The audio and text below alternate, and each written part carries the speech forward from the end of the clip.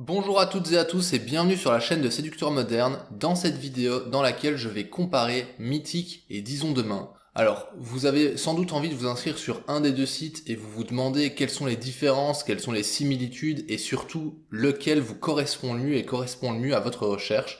C'est exactement le but de cette vidéo, donc restez bien jusqu'à la fin pour comprendre ce qu'est Mythique, ce qu'est Disons Demain, qui il cible et lequel correspond le mieux à votre recherche. Je vais commencer par vous parler de Mythique en quelques mots. Donc Mythique, vous connaissez très certainement au moins de nom. C'est un des sites les plus connus aujourd'hui en matière de rencontres en ligne. Et c'est un site qui existe depuis un petit temps, plus de 20 ans d'ailleurs, puisqu'il a été créé en 2001 en France. C'est un site français, pour ceux qui ne le savaient pas. Il a été créé par un entrepreneur qui s'appelle Marc Simoncini. Enfin, en tout cas, il a cofondé. Et c'est un site qui a toujours fait partie du paysage des sites de rencontres en France, en Europe et même dans le monde. Il a été racheté par Match Group, une société énorme qui possède énormément de sites de rencontres, comme par exemple Tinder appartient aussi à Match Group. Les fonctionnalités de Mythique sont assez simples. Sur le site, il y a un système de matching, donc c'est-à-dire que c'est une page sur laquelle l'algorithme va nous montrer un profil par un. On dit oui ou non en fonction de si le profil nous plaît ou pas. Et si deux profils ont dit qu'ils se plaisaient, il y a un matching, un match, donc c'est-à-dire un intérêt commun entre deux personnes. Le site nous le fait savoir et on peut rentrer en contact avec cette personne, avec comme avantage de savoir que la personne en face nous plaît. Il y a aussi un système de recherche, donc c'est-à-dire que à la base, Mythique, c'est un site qu'on peut appeler un site catalogue. Tous les sites des débuts des années 2000 étaient comme ça, avant que les applis arrivent et se conforment toutes au système de matching. Mais avant, c'était toujours un système de rencontre catalogue, c'est-à-dire qu'on avait un site, une page sur laquelle on pouvait filtrer les profils et voir tous les profils qui correspondaient au filtre. Ensuite, on pouvait entrer en contact avec celui qu'on voulait sans qu'il y ait forcément d'intérêt en amont, comme avec le système de matching. Sur Mythique, il y a toujours cette fonctionnalité-là, donc c'est-à-dire qu'il y a la fonctionnalité matching, la fonctionnalité catalogue sur laquelle on peut filtrer tous les profils. Et ensuite, ils ont ajouté aussi deux petites fonctionnalités supplémentaires. Il y en a une qui s'appelle sélection. Là, c'est l'algorithme qui sélectionne au quotidien 5 profils. Je sais pas exactement comment, mais bon, c'est des profils qui sont censés être compatibles avec le nôtre. Et aussi un onglet en ligne pour voir tous les profils qui sont en ligne avec nous. On a aussi 3 fonctionnalités payantes, le boost, le mode incognito et les love notes. Le boost, c'est une fonctionnalité qui permet de remonter notre profil auprès des personnes qu'on souhaite rencontrer. C'est-à-dire que notre profil va être mis en avant pendant une certaine quantité de temps. Le mode incognito, il sert à être, comme son nom l'indique, incognito, invisible aux yeux des autres profils pendant une certaine quantité de temps aussi.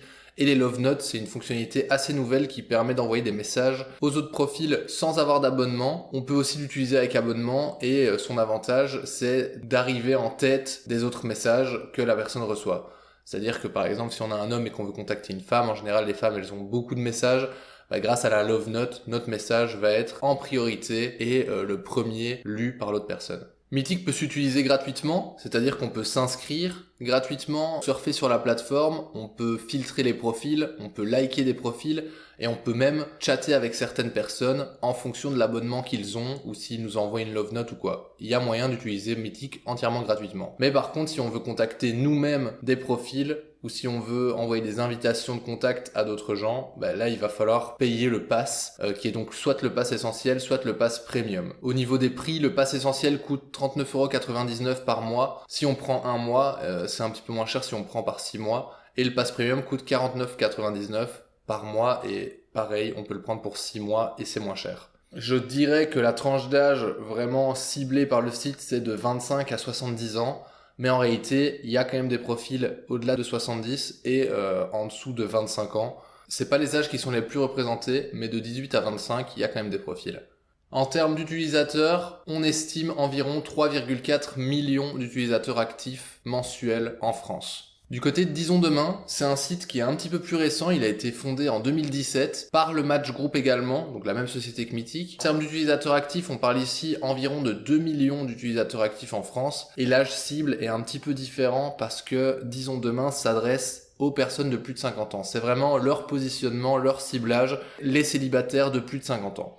Par rapport à la plateforme en tant que telle, Disons Demain est vraiment équivalent à Mythique. C'est-à-dire que vraiment, d'un point de vue design, fonctionnalité, les plateformes sont identiques. Il y a vraiment que au niveau du branding, de l'image de marque au sein du site, que c'est différent, mais les fonctionnalités sont égales, donc tout ce que j'ai expliqué avant par rapport à la recherche catalogue, à la découverte d'autres profils, aux 3 fonctionnalités payantes, Boost, Incognito, Love Note, tout est identique, c'est vraiment la même chose. Mais donc finalement, qu'est-ce qui est différent entre Mythic et Disons Demain ? Comme je l'ai dit, tout est identique au niveau de la plateforme, des fonctionnalités, des prix.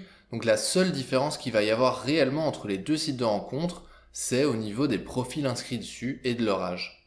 Mais alors pourquoi avoir fait ce choix de faire une nouvelle plateforme, Disons Demain, alors que Mythic existe et qu'elle est déjà très fonctionnelle ? Simplement parce que avoir une plateforme polyvalente, ça a plein d'avantages, mais ça peut aussi avoir des inconvénients. Les personnes de plus de 50 ans qui ont envie de trouver l'amour en ligne n'ont peut-être pas forcément envie d'être dérangées par des plus jeunes personnes qui pourraient leur envoyer des invitations ou leur envoyer des messages non désirés. On le sait, il y a beaucoup de jeunes, même si, voilà, c'est peut-être pas une majorité, mais il y a beaucoup de jeunes qui essayent de contacter des femmes plus âgées, ou il peut y avoir vraiment un dérangement pour des personnes plus âgées qui ont les idées claires d'être sur un site qui soit trop polyvalent. Et donc finalement, vouloir faire une plateforme dédiée aux personnes de plus de 50 ans qui cherchent l'amour avec des personnes de plus de 50 ans, c'est un choix qui se défend, et personnellement, je peux comprendre.